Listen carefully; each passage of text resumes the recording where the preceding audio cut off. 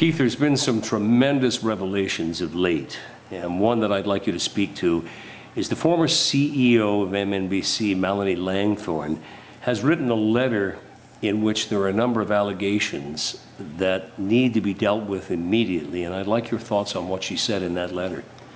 Well, I guess in a lot of ways I wasn't surprised to see the letter. You know, the letter, her statement, I guess, it's titled Call to Action. And, pardon me, when I looked at it, I was, you know, like I said, it really didn't surprise me in a lot of ways. I guess the only thing that surprises me is that, you know, we've been saying this at the coalition for 2 years, and Malonie was the CEO up until recently in January. It's now March, so 2 months ago. Not quite 2 months ago, I guess. And I guess what I was shocked at, I guess, is that, and hopefully she understands now, that what we were saying was because we also saw it in the same way. Nepotism, the fact that 6 staff, I guess, have either been laid off or dismissed, because we all know that MNBC's got to make substantial cuts because they're, you know, massively overspending on administration, and a number of other things in her call to action. It's a bit unclear to me in her call to action what she's really saying. She's saying that we all got to stand up and work together, but I don't know if she's saying should the board of directors resign. That part is still a bit unclear, but her letter, or her statement, I guess, if you will, from my perspective, really left the door wide open at the end by saying, you know, there's going to be a number of correspondence in the next short period from herself and some of the other staff that are no longer there, from what I gathered from her letter, about the issues. And you know, this really is a major development. First of all, it validates what the coalition has been saying in so many ways, and if you know, it also will really, like, I can't see how the board of directors can ignore this anymore. You know, they lay off 6 staff, or they fire them. I don't know what they did with them, and then they're at a retreat this week, I guess, and how much money did that cost? And do they think that's a smart move right now? I mean, we know that they've overspent this year. They admitted in February at the MNGA, as we've stated before. It's overspent by $720,000 at least is what they're forecasting. So, and I imagine it'll be a lot worse. There seems to be a general opinion that Bruce Dumont, promoting the fact that the stimulus money was coming, albeit with conditions, and half of what he had promised as late as the MNGA, he looks to be asking his people to support the government. That's not your opinion or mine, but that is the street wise decision. That's what he's doing. We'll get this stimulus money if you vote the right way. Is that appropriate for the CEO of the Métis Nation? Yeah, well, now Bruce being the CEO and the elected president, it's absolutely inexcusable. I mean, I believe he is a conservative, and that's fine. That's his choice. I don't really care what he is in terms of his federal political, you know, taste, I guess, if you want to call it that. But the fact is, MNBC, by our Constitution, is not. We're supposed to be nonpartisan. The reason is very simple. You just don't know who the next federal government's going to be. So the fact that he allegedly, as a CEO, I guess I'm assuming it was him, negotiated the final version of the stimulus money, which coincidentally, there is no stimulus money according to the federal press release. So for him to allow the federal government to agree to a press release saying that we think we're going to give you money, and it's just based on A, B, C, and D, whatever the reasons are in the federal press release, and then to you know, Bruce in turn uses his position at the MNBC to say, oh geez, we should support this government. I want to thank Prime Minister Harper. Well, Harper never cut a check yet. There's no check. There's nothing in the bank account. And we do this on the eve as the government's falling on March 25th, the very day they lost the non-confidence vote. I mean, come on. Do they think we all fell off the turnip truck? It's very clear what they're doing. They, meaning MNBC, is saying to the people out there, well, geez, we better hope this government gets back in, because then maybe, just maybe, we might get this money. And I just think it's so irresponsible and so foolish that it just eats at me. You know, it's no secret to many Métis people in this province. I mean, I ran as a federal Liberal candidate in 2006. I didn't win, but I mean, I understand the challenges. Those politics are very cutthroat and very challenging, and we got to be very careful in how we handle that. You know, what is Bruce going to do as our president and CEO?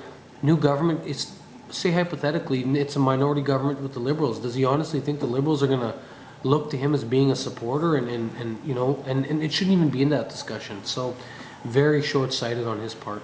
You're very familiar with INAC, and irrespective of who wins the election, we know that INAC is held in many ways responsible by whomever the government is.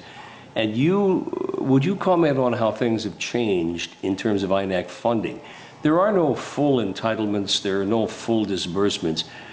There's much more of a collaborative approach to the financing. Would you speak to that? Yeah, well, I mean, the INAC programs, I mean, everything INAC gives, the Indian and Northern Affairs Canada, for those that don't know what I mean when we say INAC, I mean, MNBC gets money from departments of INAC.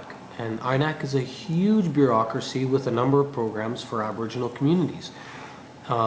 Whether it's the COP program, for example, so the Community Economic Development Program, or these sorts of things, CEDP. Every one of those programs come with certain requirements. And in most cases now, those programs require the community or the organization to have their own money to invest as part of the overall project. So in this case, the way I read it, the stimulus money is going to come, it's going to be 50%.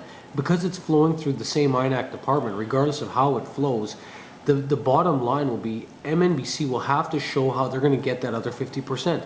This isn't an in-kind. You can't backdate investments of fixing the school from 2 years ago. It'll have to be for this whatever expansion, which it's unclear to me yet today, for this 2.9 million total.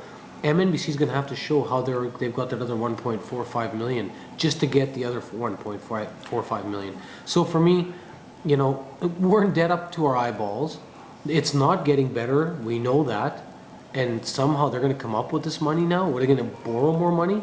It's absolutely not, it's not going to happen. There's some intrigue about Malonie Langthorne and her position at MNBC, viewed by most Métis citizens as the face of the business, if you will. And so as a result, now she's suddenly saying that she's as disappointed as CCMC. That's an enormous space in a very short period of time, just months from her leaving that business. Many of the evil doings that people felt were going on were really put at her doorstep. And now here she is saying, listen, it wasn't me, it was them. Can you tell me how you think that Métis citizens should view this change of heart and position change for the former CEO? Well, I really think that it's going to boil down to Malonie showing to the people that she's serious about her opinion now. Like, let's not forget, and it was only in November of 2009 she sent a letter to then spokesperson Daryl Piper saying she was going to sue him, and you know, and she's been quite, you know, Melanie and I have had our public debates, quite heated debates at times. So for me, everyone deserves a second chance. I believe that. I believe that in my heart. I believe it's the right thing to do. But Melanie's going to have to earn the trust of people, and I hope she does. This statement was a start. It was a good start, but she's going to need to show the people, as far as I'm concerned, that all the other allegations she's making in her statement there's backup, as she said in her statement today. That in time will help mend fences, and it'll help bring things together. You know, for me, I used to be friends with Malonie a long time ago. I hope in one day there's a time we can all be friends again. But for now, we all have to be careful, and I think that Melanie's going to hopefully show the rest of the coalition supporters and the Métis Nation, all the citizens. The citizens deserve to know the truth. That's all we've ever wanted. That's all the coalition ever wanted. We didn't want to fight with Malonie. This was never about Malonie, although it ended up becoming that in a lot of ways. But now Malonie, I hope, sees that this isn't right. There are real serious issues. And so now she's got an opportunity, as far as I can see it, and hopefully she'll take full advantage of that. In closing, I'd like to draw upon some statements that have been made against yourself personally in your crusade to really get to the truth and to help your people, spending your own money, your own time, and really taking some tremendously bad beatings from contracts you have from MNBC. Does it in any way vindicate those statements about disgruntled employees?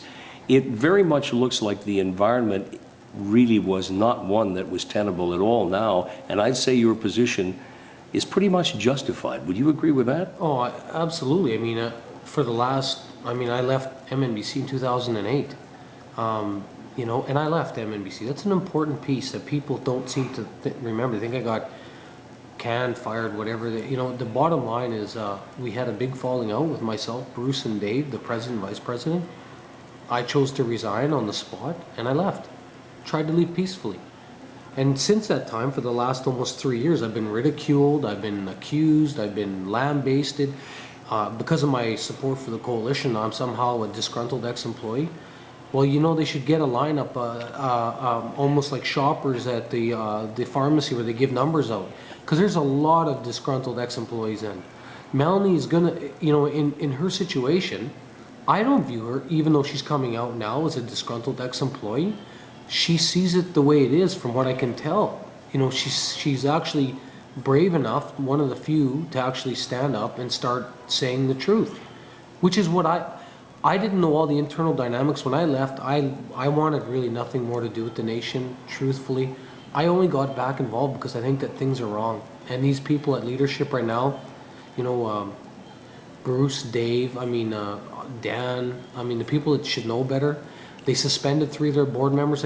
Like let's really look at the carnage that's been caused. They suspended 3 of their board of directors. Never so much as said thank you to them at the end of the day, treated them like they were dirt. They've done this to numerous employees now, and the nation has gone from only 227,000 in the hole in 2008 to we're on track for 2.5 million of actual debt, and then a bunch of outstanding loans and outstanding taxes.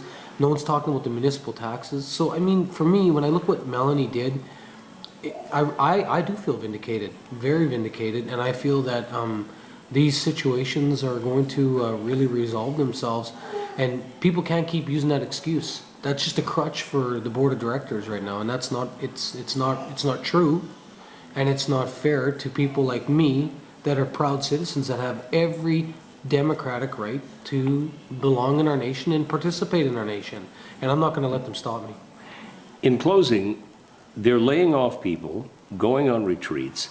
It doesn't look much like there is a debt recovery execution plan at all. Otherwise, they would have presented it because they promised it on site. But it hasn't been forthcoming, and yet these very drastic actions are being taken. It looks a bit ad hoc. It's a joke. Come on. I'm an administrator with 15 years experience. It's not hard to write a debt recovery plan. Their excuse at the MNGA, the management team that they had presenting, was saying, this is just something complex and you can't just write it up. And it's like, well, no, it's not. It is simple. It is. Your administration is X. You only have this much money, so how are you going to cut to get back to X?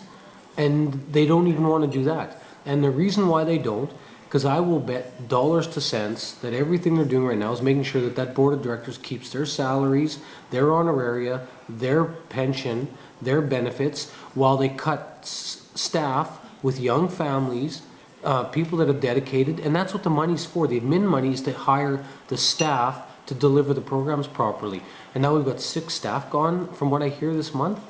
This is completely out of control.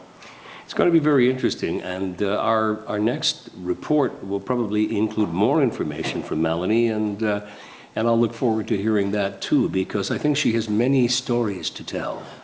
I would suspect she has several stories to tell, and I'm hoping that in time she will decide that maybe she would do an interview and maybe come out more publicly, because I think that it's people like her that got to help those other Métis leaders that still don't want to believe that things are as bad as they are.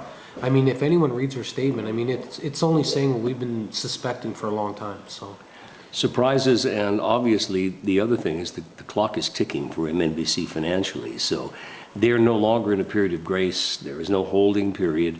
They're losing money, they're losing altitude, and these are dangerous days at MNBC. Absolutely no debt recovery plan, no nothing. Here we are 6 months later, and we have no idea what's going on, and they're having a retreat. It's completely, it's so irresponsible, I can't say enough. And I've said this from day one, I can walk away, I can take care of myself, I've got a number of good contracts, so I'm not in this for me. I'm in this because I can't believe that our nation's allowing these people to get away with this for this long, and hopefully people, with this latest revelation from the former CEO, hopefully people will really start to see that there is a lot more to this than people think, so. Thank you, Keith. Yeah, thank you.